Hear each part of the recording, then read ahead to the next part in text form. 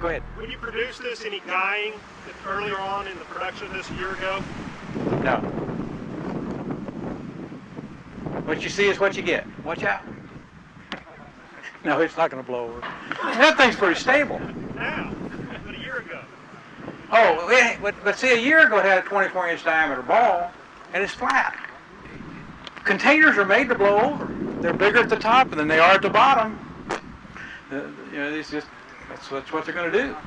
I love these broad, flat root balls. I like growing trees in the ground up to a point and then finishing them in a container. As far as big trees. For reasons that I still can't fully explain even to my own satisfaction, there's something in Mother Nature's soil or something about that environment that we cannot entirely duplicate in a container. Remember, no plant is native to a container. It's a totally man-made environment as opposed to growing in Mother Nature's earth. But to grow this in soil, I get more stem caliper development. I get better branching. The spacing of the branching is always more natural. You see a series of branches, and you see an open space, then a series of branches, and then an open space.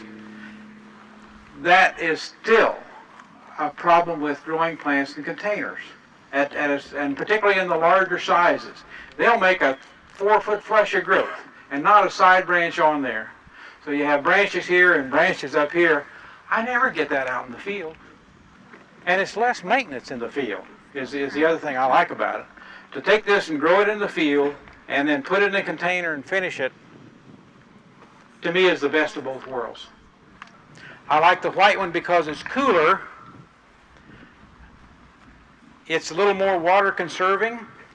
All these holes, if you add up all the holes in this, it's about 5% of the sidewall. So there's some additional evaporation out there. The other thing that you can see, and the sun is showing it up right now over here, is that unlike a black plastic pot, with these projections coming out here, the upper part of that projection is in the sun and it's hot, you can feel it. The underneath side of it is cool, because it's in the shadow of the upper part of that. So even here, this sidewall doesn't get as hot as a smooth plastic pot.